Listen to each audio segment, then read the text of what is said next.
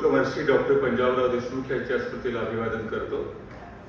शिवाजी विद्यापीठ कोल्हापूर राज्यशास्त्र अधिविभाग तथा श्री शिवाजी शिक्षण संस्था अमरावती तथा श्री शिवाजी कला वाणिज्य महाविद्यालय अमरावती यांच्या संयुक्त विद्यमाने आयोजित भारताचे पहिले कृषी मंत्री डॉक्टर पंजाबराव देशमुख यांच्या शतकोत्तर महोत्सवाच्या निमित्तानं संपूर्ण महाराष्ट्रभर त्यांच्या विचारांचा जागर व्याख्यानमालेच्या माध्यमातून होतो आहे आणि श्री शिवाजी विद्यापीठामध्ये राष्ट्रीय चर्चासत्र त्यांच्या विविध पैलूंच्या विचार मंथनासाठी आपण गेल्या 2 दिवस झाले या ठिकाणी एकत्र आहोत। या कार्यक्रमाचे अध्यक्ष माननीय रावसाहेब पुजारी सर, प्राचार्य डॉक्टर रामेश्वर भिसे सर जे आर्थिक विचार आपल्यासमोर मांडणार आहेत। या संपूर्ण कार्यशाळेला राष्ट्रीय चर्चासत्राला अत्यंत महत्त्वाचं ओळख देणारे डॉक्टर सुधीर भोंगडे साहेब, या विभागाचे प्रमुख माननीय डॉक्टर प्रकाश पवार साहेब, आमच्या समवेत आलेले काल अत्यंत सुंदर विचारधारे मांडले डॉक्टर महेंद्र मेटे सर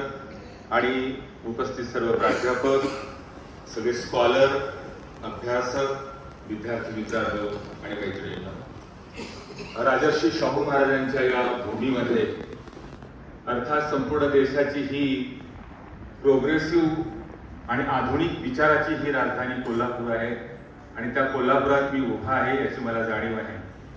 आणि याचबरोबर मला एक अत्यंत महत्त्वाचा आनंद आहे, विचक्षण आणि कान देऊन आपला कान तयार करणारे जे श्रोते संशोधक गेल्या 2 दिवसापासून अटेंडन्सवरती सह्या जरी करायच्या असल्या तरी मनापासून ऐकणारे सगळे संशोधक हे गेल्या 2 दिवसापासून सगळ्यांना टाळ्या देत आहेत। मला वाटतं तुम्ही स्वतःसाठी एकदा टाळ्यांचा गजर करावा आणि आपलंच कौतुक आपण करावं।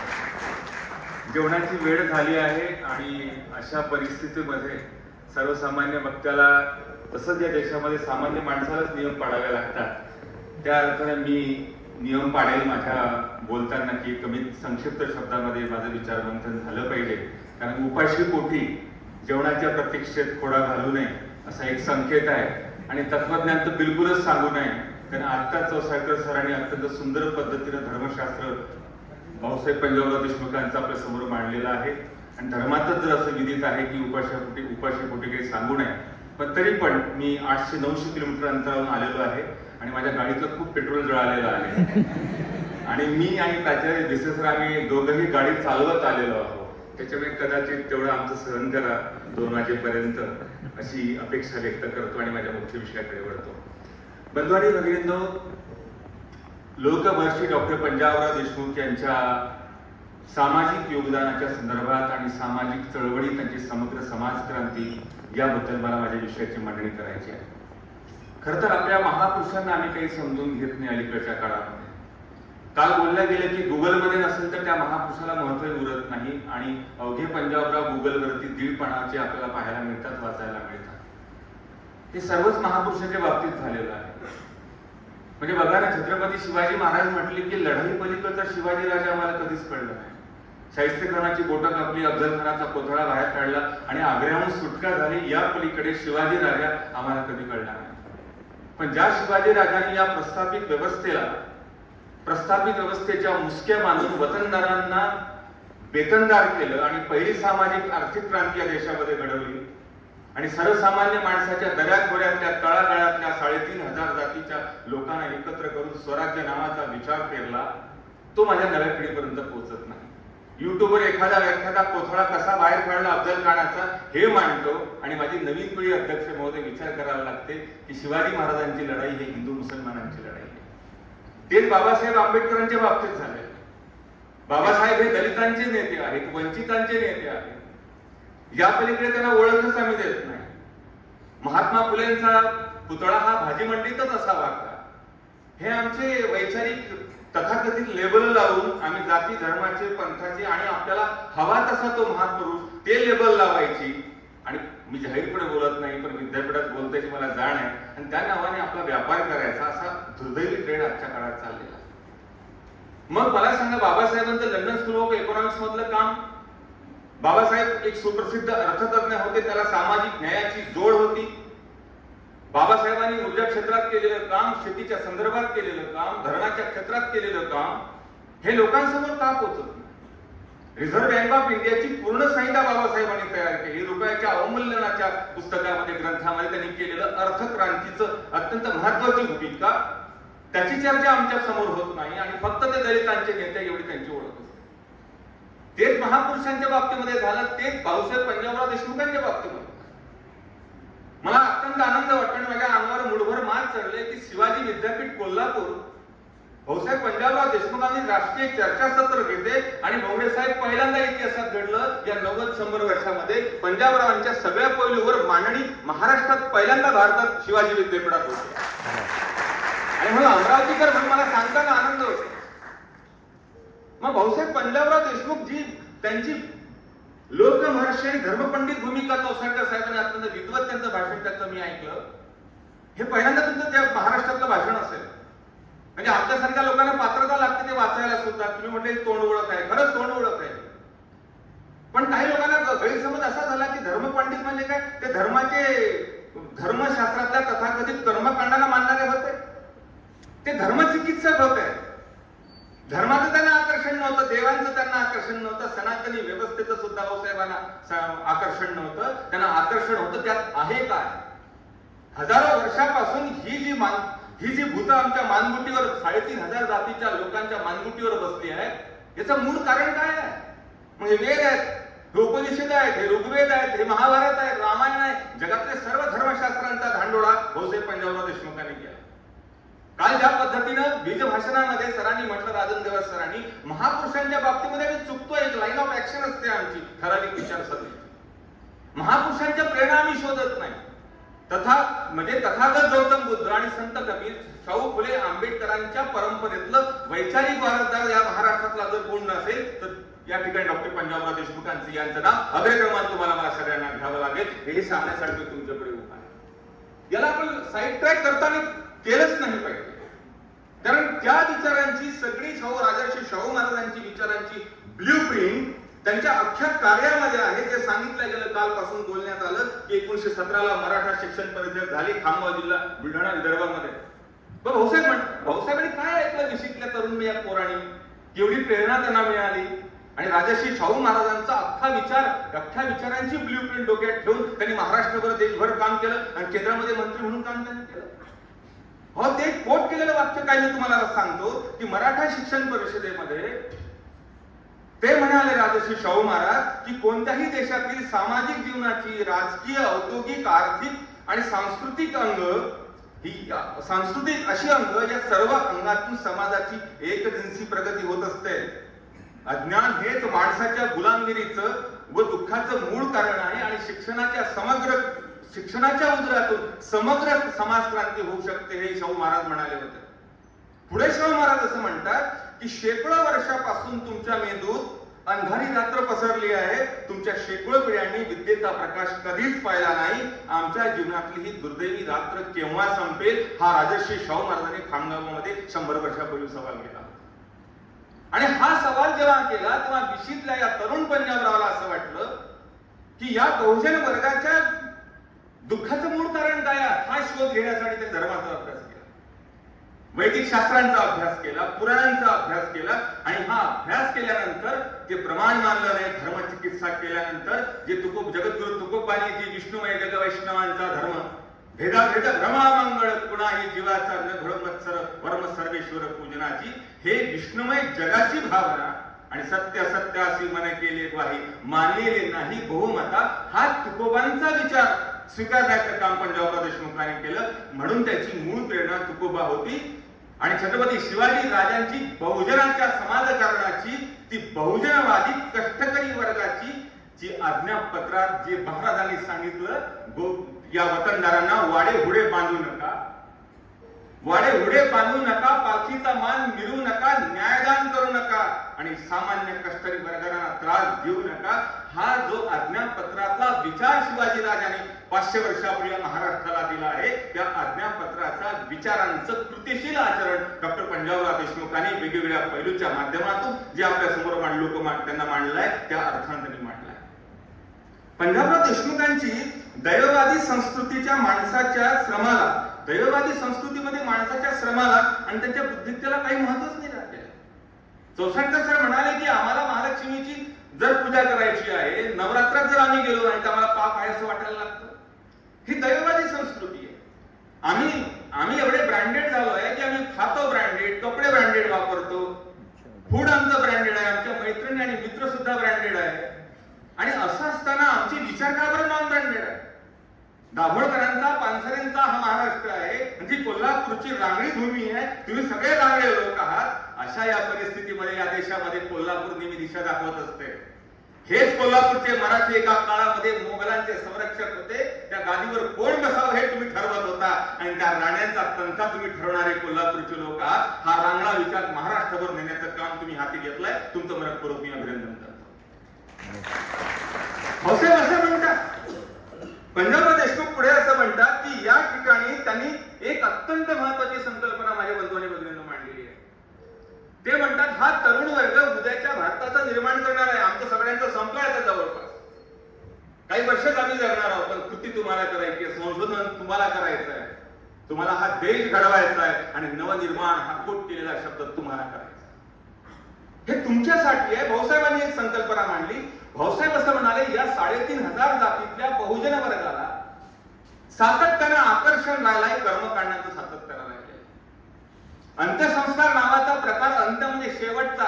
रणजित शिंदे इथून गेले आहेत पण 64 असलेले. अंत्यसंस्कार म्हणजे काय? शेवटचा संस्कार.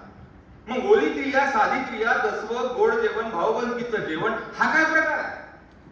पंजाबरावांनी म्हटलं की एकीकडे आपल्या घरात कोणतरी मरतं आणि आम्हाला भाऊबंदकी जीव घालावी लागते. एकदा तोरण परवडलं पण मरण परवडत नाही, अशी स्थिती आहे. मग का बरं आम्ही स्वीकारलं?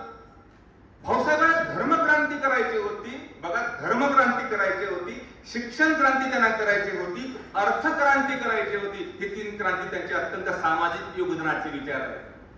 आणि सर्वात महत्वाची गोष्ट म्हणजे विद्यार्थी बंधू आणि भगिनींनो, त्यांना राजसत्ता, धर्मसत्ता आणि सांस्कृतिक सत्तांचं एक नियोजन बहुजन वर्गाच्या डोक्यात निर्माण करायचं. या बहुजन वर्गाला अध्यक्ष महोदय फक्त राजकीय सत्ता हस्तगत करण्याचं नेहमी आकर्षण राहिलेलं आहे. आणि तुमचा पश्चिम महाराष्ट्र तर हा त्यासाठी पुढाकार आहे. अशी कोणती जागा नाही की तिथे बहुजन वर्गातला, मराठा समाजातला तिथे अधिकारी नाहीये, तिथे अध्यक्षपदावर नाही. मग सत्ता आम्ही मिळवली, राजकीय सत्ता, पण धार्मिक सत्तेचं काय आहे? अर्थसत्तेचं काय आहे? उद्योग सत्तेचं काय आहे? अहो, सांस्कृतिक क्षेत्रामध्ये तुम्हाला कोण विचारतो हो बहुजन वर्गाला? एका ठराविक आडनावाचीच माणसं सिरियल्स मध्ये आहे आणि सिनेमामध्ये आहे. आजही मुंबईला जाऊन तुम्हाला संघर्ष करावा लागतो. व्यापाराच्या क्षेत्रामध्ये मराठी माणसाला कोणी एंट्री देत नाही. त्यांनी एंट्री केली, त्याला कोणी चॅनलाइज करत नाही, त्याला बाहेर फेकून देतं. मग आज आम्ही धर्मसत्ता आमच्याकडे नाही, म्हणजे पंढरपूरची धर्मसत्ता त्यांच्याकडे आहे, कोल्हापूरची धर्मसत्ता त्यांच्याकडे आहे आणि बहुजनवाद्यांकडे फक्त राजकीय सत्ता आहे. ही राजकीय सत्ता घेऊन बहुजनांचा विकास होणार नाही, हे भाऊसाहेबांचं अत्यंत महत्वाचं विधान आहे. मग भाऊसाहेब असं म्हणतात पुढे की आमचा सर्वसामान्य जो तरुण आहे हा बलसंपन्न झाला पाहिजे, अत्यंत महत्वाचं वाक्य आहे, आणि ज्ञान संपन्न झाला पाहिजे. हा ज्ञान संपन्नतेचा 100 वर्षापूर्वी भाऊसाहेब पंजाबरावांनी विचार मांडला. आज आम्हाला नोकरी मिळते म्हणून, करिअर होतं म्हणून शिक्षणाचं महत्व आम्हाला कळलं. आम्हा प्राध्यापकांना डॉक्टरेट, पूर्वी 4 इन्क्रीमेंट मिळायचे म्हणून डॉक्टरेट आम्ही करायला लागलो. आता ते बाजूला काढलं. आता डॉक्टरेट ही पात्रता पदवी दिली म्हणून आम्ही पीएचडी करायला लागलो. आम्हाला शिक्षणाचं महत्व कळलं पण ज्ञानाचं महत्व कळलं नाही. एखादा चौसाळकर साहेब नावाचा माणूस समाज प्रबोधन पत्रिका या वयामध्ये काम करतो संपूर्ण महाराष्ट्राभर आणि संपूर्ण तरुण पिढीचा वैचारिक पिंड करण्याचं, निर्माण करण्याचं काम ते करत आहे. तरुण लोकांनी किती करायचं? ही तुमची माझी पिढी देखू पिढी आहे. ऑनलाईन राहता राहता आम्ही ऑफलाईन होत चाललोय. 30 सेकंदाच्या वर रील्स पाहण्याची आमची क्षमता नाही. तुमचं कालपासून मला इतकं कौतुक वाटतं की बाबा 2 दिवसापासून तुम्ही ऐकता, म्हणून मला भरून आलाय तुमच्याबद्दल. विद्यार्थी बंधू आणि भगिनींनो, मग ही जी सांस्कृतिक सत्ता आहे, ही धार्मिक सत्ता आहे, याचं महत्वाचं केंद्रीकरण झालं पाहिजे, हे पंजाबराव देशमुखांचं असं म्हणणं आहे. मी भाऊसाहेबांच्या 14 प्रकरणातल्या त्या डिफीच्या प्रबंधाला हात लावणार नाही, कारण सरांनी हात लावलेला आहे, स्पर्श केलेला आहे. पण जे आकलन मला झालं ते आकलन यासाठी सांगणं गरजेचं आहे, कारण मला सामाजिक योगदानाचा विचार आहे आणि पुढच्या 4 घटना त्याच्या संबंधित माहिती आहे. पंजाबराव देशमुखांनी जे डिफीच्या प्रबंधामध्ये जे विचारबंधन आपल्या समोर मांडलं, ते मांडताना पंजाबराव म्हणतात की, फक्त मी कोट केलेलं वाक्य तुम्हाला सांगतो, वेळ आपल्याकडे कमी आहे. धर्म हा मानवाच्या अंतविषयक धारणेच्या विकासातून त्याचा जन्म झाला आहे. धर्म हा विशाल उदार सामाजिक संस्था आहे. आचाराचं नियमन करणारी धर्म नावाची संस्था आहे. धर्म हा आचारशील आहे आणि नियमाधिष्ठित आहे. आणि 2000 व्याख्यांचा आणि अनेक धर्मग्रंथांचा अभ्यास केल्यानंतर धर्म अशी संहिता आहे की मानवतेचं उन्नयन करणारा धर्म असावा, सामाजिक समता निर्माण करणारा असावा आणि कर्मकांडाला नाकारणारा असावा. ही धर्माची साधी सरळ व्याख्या पंजाबराव देशमुखांनी करून परंपरागत धर्म संस्थेला हादर देण्याचं काम पंजाबरावांनी केलं. हे त्यांचं क्रांतिकारक कार्य आहे. म्हणजे मॅडम म्हणाला की ते लोकमान्य टिळकांचा यांचा काही संबंधच नाही, ते वेगळं प्रकरण आहे. हा विषय वेगळा आहे, कारण शाहू फुले आंबेडकरांच्या विचारांचं वैचारिक कृतीप्रवण करण्याचं काम पंजाबराव देशमुखांनी केलंय. त्या परंपरेतलं अत्यंत महत्वाचं नाव आहे. आणि पंजाबराव पुढे असं म्हणतात, मी नाही म्हणत, पंजाबराव म्हणतात, कर्मकांड व्यर्थ असून सामाजिक फूट पाडणारे आहेत आणि मानवाची सेवा आणि मानवाच्या समतेचं आणि स्वातंत्र्याचं रक्षण हीच खरी ईश्वर. भाऊसाहेब पुढे असं म्हणतात की निसर्गाची पूजेमधून आम्ही त्याला पाणी व्हायला लागलो, जल व्हायला लागलो, त्याला फुलं व्हायला लागलो, धान्य व्हायला लागलो आणि आम्ही निसर्गाची पूजा करायला लागलो. आम्ही सारे निसर्ग पूजक आहोत. पण या निसर्ग पूजेच्या या सगळ्या पूजेला, या विधींना आम्ही कर्मकांडामध्ये रूपांतरित केलं आणि या 3500 जातीच्या लोकांच्या मानगुटीवर अंत्यसंस्कारापासून तर जन्मापासून मृत्यूपर्यंत विविध कर्मकांड आमच्या मानगुटीवर बसली. त्याच्या दारिद्र्याचं मुख्य हे कारण आहे पंजाबराव असं म्हणतात.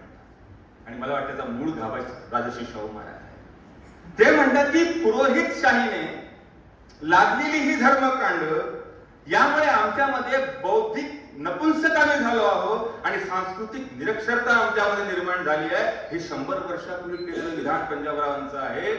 आजच्या घडीला मला वाटतं त्याच्यामध्ये फारसा फरक पडलेला नाही. ते म्हणतात भूतकाळ विसरा, तलवार विसरा, जातीभेद पुरा आणि सेवाभाव धरा. हा विचार मांडताना पंजाबराव असं म्हणतात, माझ्या बंधूंनी भगिनींनो, ते म्हणतात की माणूस हे उत्क्रांतीचं फळ आहे. धर्म आणि निसर्गाचा समन्वय असला पाहिजे. ईश्वर, आत्मा, जन्म, पुनर्जन्म आणि वेदाचं प्रामाण्य नाकारण्याचं काम सुद्धा पंजाबरावांनी व्यक्त करून माणूस देवाचा जन्मदाता आहे आणि देव त्याचा देवाचा तो निर्माता आहे. जी सत्यशोधकीय चळवळीमध्ये सत्यशोधकीय चिकित्सा महात्मा ज्योतिबा फुलेंनी केली. आम्ही देवाचे बाप आहोत. या विचाराला सार्थक ठरवत देखीलच्या प्रबंधामध्ये पंजाबरावांनी आपले विचार म्हणतात. पंजाबराव हे बोलके सुधारक नव्हते, हे करते सुधारक होते.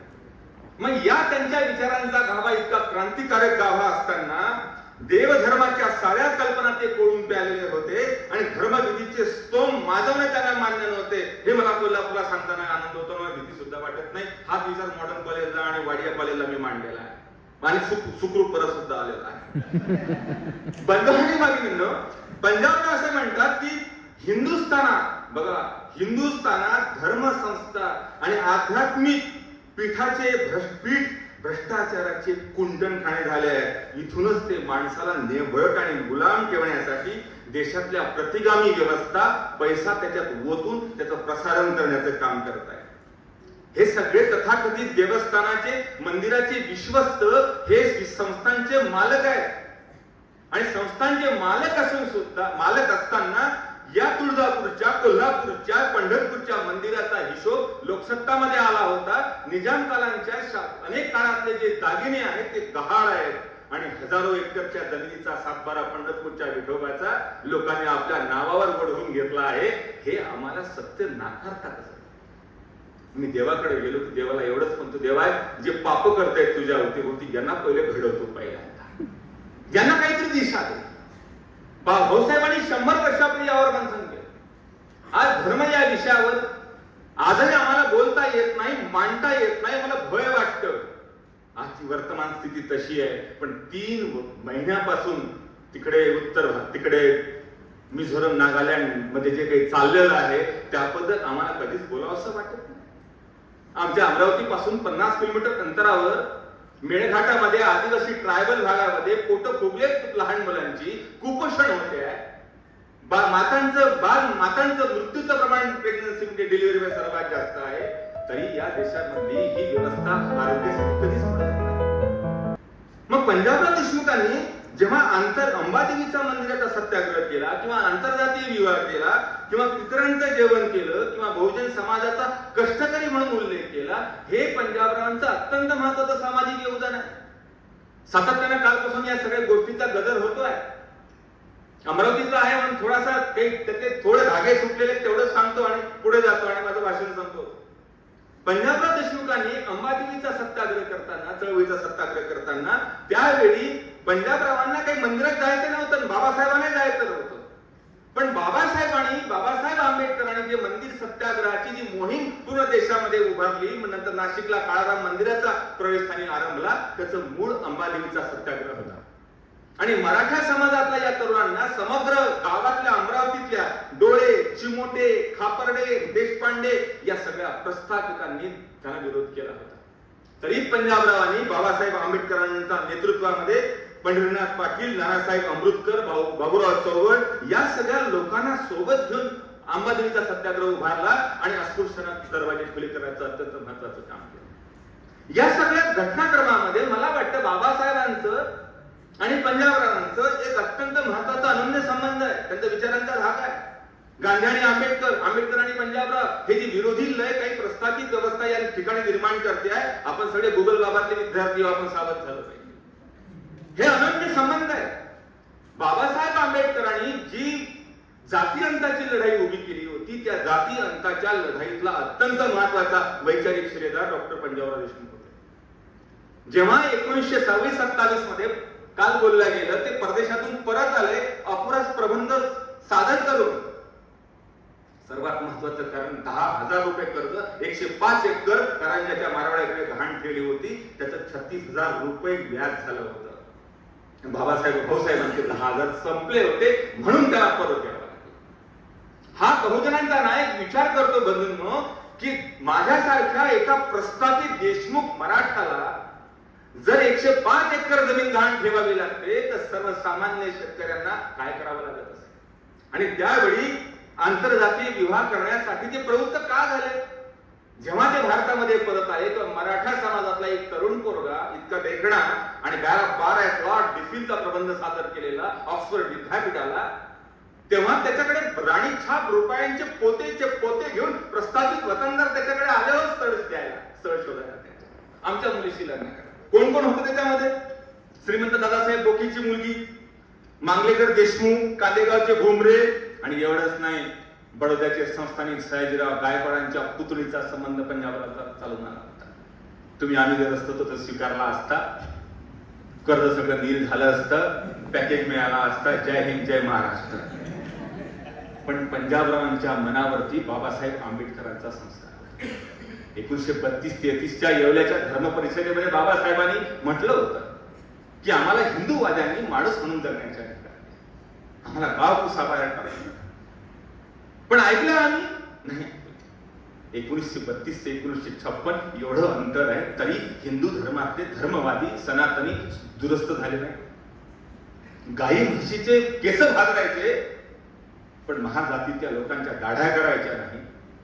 त्या तळ्यातलं पाणी डुकरं पितील, पण सर्वसामान्यांना पिण्याचा अधिकार नव्हता. तेव्हा बाबासाहेबांनी 1956 साली जेव्हा धम्मक्रांती केली, तेव्हा धम्मक्रांतीच्या वेळी या देशातले सर्व नामांकित धर्माचे कॉन्ट्रॅक्टर बाबासाहेबांकडे आले की आमच्या धर्मामध्ये या आणि पैसे घ्या. बाबासाहेबांनी एकच सवाल केला चौसाळकर साहेब. ते म्हणाले की मी तुमच्या धर्मात यायला तयार आहे, पण तुम्ही आमच्या सोबत रोटी बेटी व्यवहार कराल. एकही उत्तर देऊ शकलं नाही.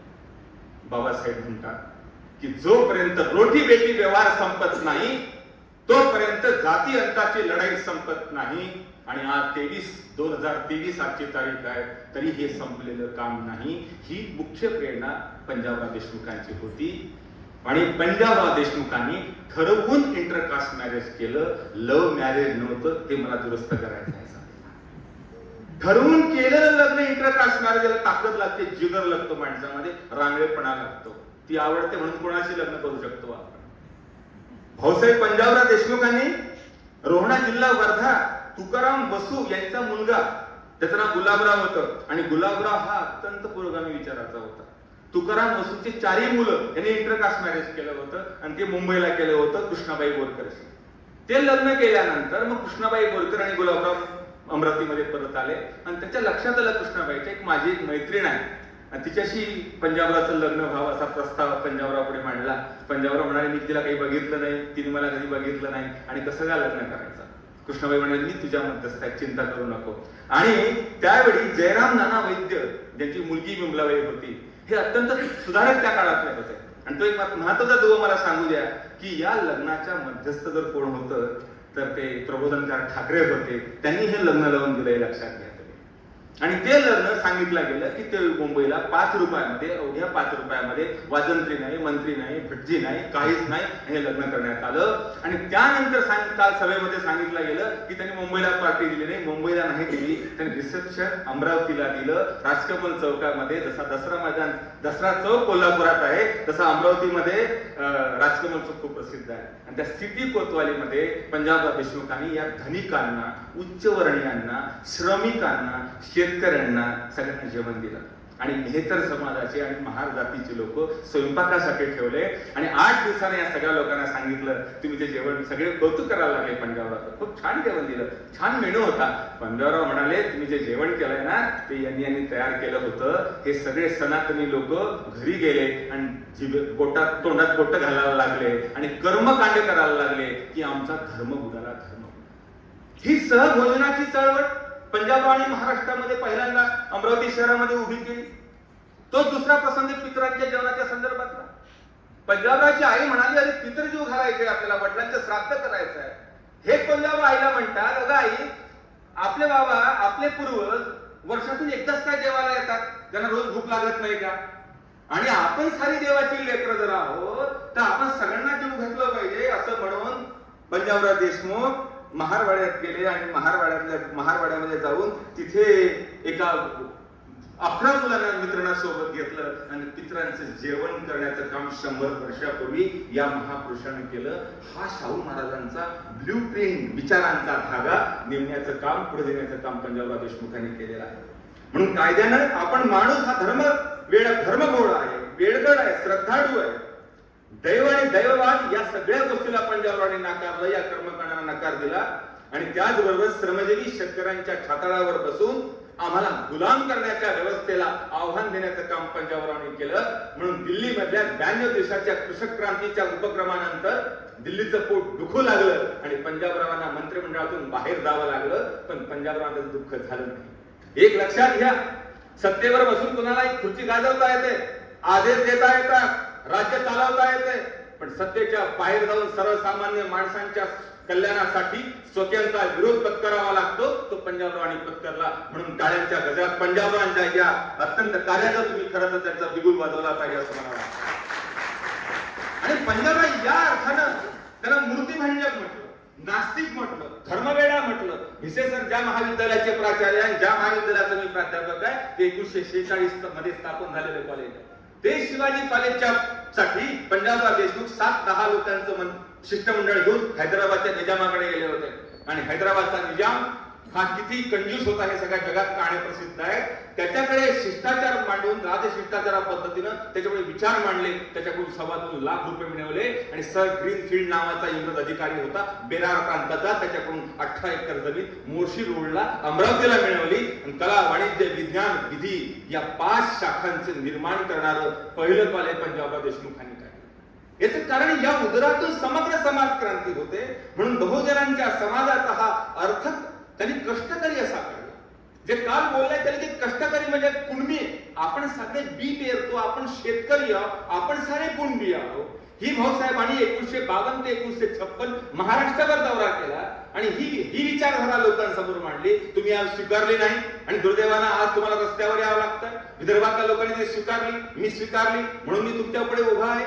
महापुरुषांना ही व्हिजन असतं. सर्वसामान्य माणसे तात्कालिक स्वार्थ शोधत असतात, ते स्वीकारत नाही. हे दुःख मला या प्रसंगी व्यक्त करावं लागतं.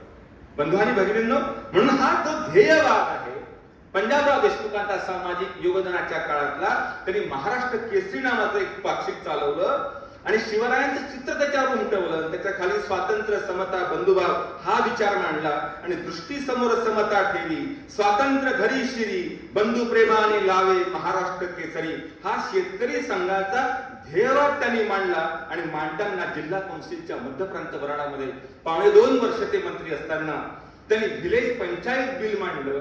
त्या ग्रामीण विकासाची ब्ल्यूप्रिंट निर्माण केली. अस्पृश्यता निवारण्याचं पहिल्यांदा मध्य प्रांतामध्ये बिल मांडलं. रोग प्रतिबंधक कायदा करण्यात आला. गुरांपासून माणसांपर्यंतच्या रोगराईवरती प्रतिबंधक म्हणून हॉस्पिटल उभी करावी असं बिल मांडलं. आणि कर्जलवाद बिलाच्या माध्यमातून काल घोंगडे साहेब बोलले साहेब की या माध्यमातून शेतकऱ्यांच्या आर्थिक उन्नतीचा विचार मांडला. हे पंजाबरावांचं सामाजिक योगदान. राजर्षी शाहू महाराजांच्या ज्ञानसंपन्न बलसंपन्न भारताच्या निर्माणाकरता भाऊसाहेबांचा हा विचार आहे. आणि त्याकरता हीच प्रेरणा घेऊन पंजाबराव देशमुखने काय काय केलं? मराठा विज्ञान मंदिराची स्थापना केली.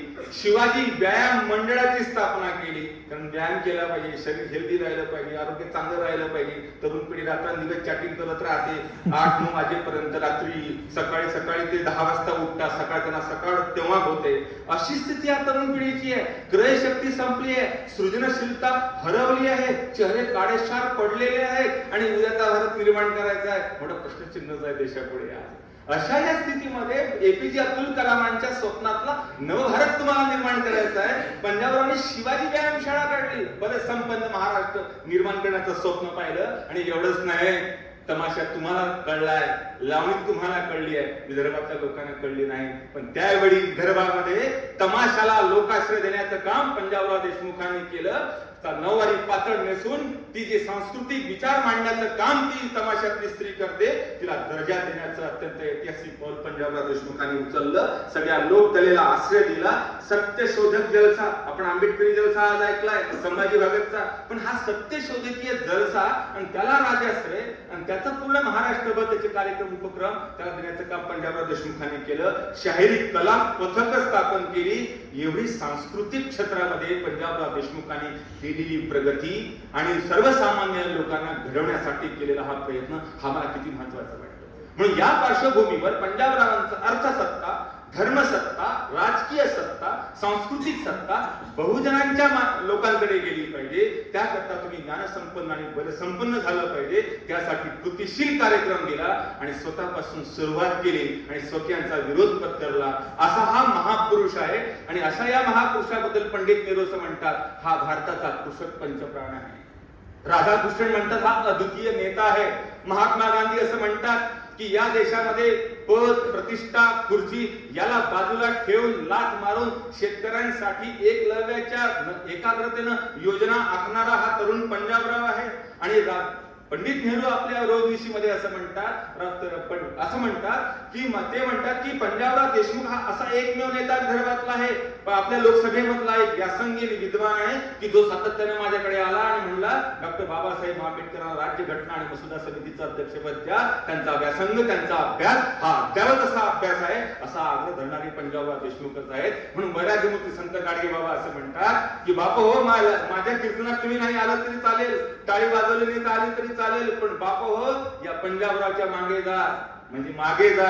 हाच पंजाबराव तुमचा विठोबा आहे, हेच तुमचं पंढरपूर आहे. बोला गोपाला गोपाला देवकी नंद गोपाला असा विचारांचा गजर करत या पंजाबरावांच्या पाठीमागे ही शक्ती उभी करण्याचं काम वैराग्यमूर्ती संत गाडगेबाबांनी केलं. आणि राजर्षी शाहू महाराजांच्या या रांगड्या विचारांच्या, प्रोग्रेसिव्ह विचारांच्या, आधुनिक विचारांचा हा भारत निर्माण करण्यासाठी ही जी क्रांतीचं निशाण आहे पंजाबरावांचं, आज कोल्हापुरातून 2 दिवस झाले सातत्यानं सुरू होते आहे. आणि संशोधक मंडळी हे सगळे या ठिकाणी उपस्थित आहे. सगळ्या लोकांनी खूप परिश्रम घेतले आणि या त्या परिश्रमातून एका पुरोगामी विचाराला पुन्हा एकदा उजळणी मिळाली. याबद्दल मला खूप आनंद व्यक्त करताना मला उभं राहण्याची संधी मला सर्वसामान्य वक्त्याला आपण दिली. आपण सर्वसामान्य माणसाला कधी कधी संधी दिली पाहिजे, कारण सर्वसामान्यच माणसं देशामध्ये क्रांती करत असतात, देश उभा करत असतात. जय हिंद, जय महाराष्ट्र, जय शाहू महाराज.